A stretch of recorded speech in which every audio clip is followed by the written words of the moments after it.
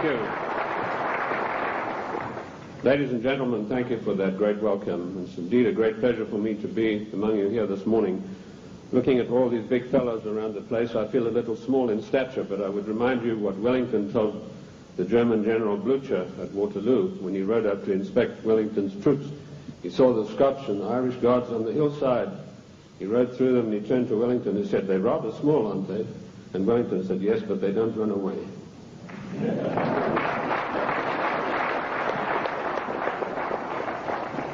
Ladies and gentlemen, I bring you a message of hope, not fear. A message that I hope will galvanize us all into much needed action. The problem is quite simple. Anarchy and chaos prevails in Washington, D.C. because the federal government has seized powers to which it is not entitled to and is passing masses of laws that are 100% unconstitutional. And when you get men setting themselves up as greater than the Constitution of the United States, you get anarchy and eventually tyranny. Now, I'm paranoid. I'm going to admit to you right up front. But let me tell you what the real meaning of the word paranoid is. It is a man or a person who has the ability to link events that seemingly are not connected. That is the true meaning of paranoia, or being paranoid. Of course, it's been used by our enemies, the socialists, the Marxists, the liberals, the so-called progressives, to smear us. How many times haven't I heard it said of me, "That fellow's paranoid"? Yes, I'm glad to admit it, because I have the ability to connect events that are seemingly unconnected. And when you do that, you begin to arrive at the truth. It's taken me 25 years to come to the conclusions that I have come to.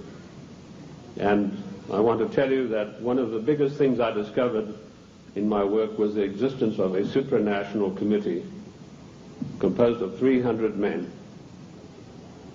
I came across this quite by accident when I was serving in Africa, in Angola, and I was given a series of documents which were only supposed to be handed in to top-level people. They were what we call above the top level of classification of intelligence documents. And there I discovered that whilst I thought I was in Africa fighting against the invasion of the communists, I was in fact fighting to introduce socialist regimes in the black African countries, and that I was actually working for a committee called the Committee of 300, also known in intelligence circles as the Olympians.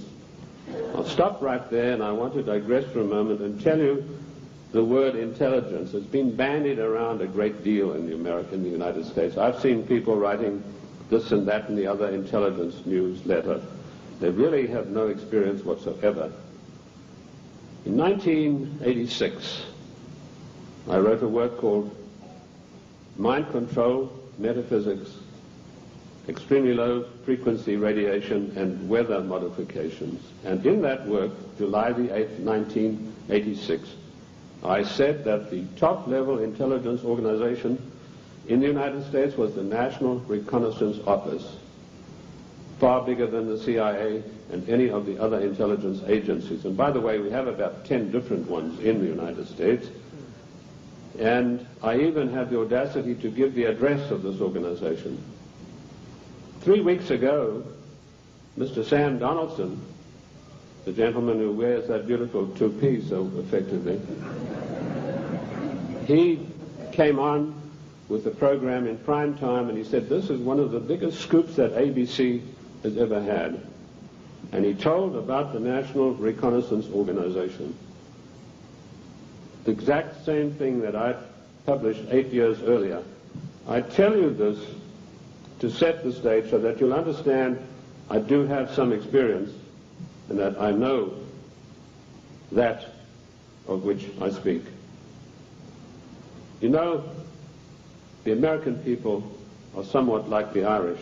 I'm sure you've heard the story of the Irishman who got shipwrecked, and after many days he was washed up on an island, and as he staggered along the beach, some people came out of the trees waving spears, and he said to them, "Is there a government here?" And they said, "Yes." He said, "Well, then I'm against it."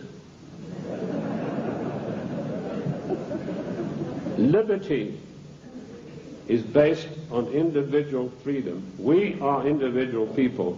We are not the mass, so disdainfully referred to by Karl Marx and the socialist writers. We objected to a tax of a penny a pound on tea when King George of the Venetian Party of the North, now that's probably the first time you've heard that expression. It took me 5 years of digging in the British Museum in London, which I consider to be the finest repository of knowledge in the world, to come up with that name. That was what the party of King George was called, and we'll come to the reason for that. But our colonists said, we're not going to pay this penny a pound on tea. Today, we are being driven on our knees by a tyrannical government which is imposing all sorts of taxes upon us, and worse than that, trammeling on and tramping on the Constitution of the United States of America, which is the second greatest document in the world next to the Bible. And if we could rebel against the mighty powers of King George III, the most potent force in the world at that time, then, ladies and gentlemen, it is time that we rebelled against a federal government that is trammeling the Constitution underfoot every day of the week.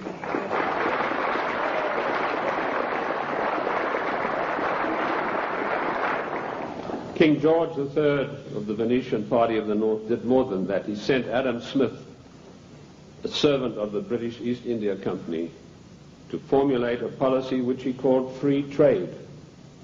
And by the means of free trade, Adam Smith, a greatly beloved economist of the Marxists, the socialists, and the liberals, hoped to bring the small manufactories and the industries established by the colonists to their knees. Let me tell you unequivocally that free trade is piracy.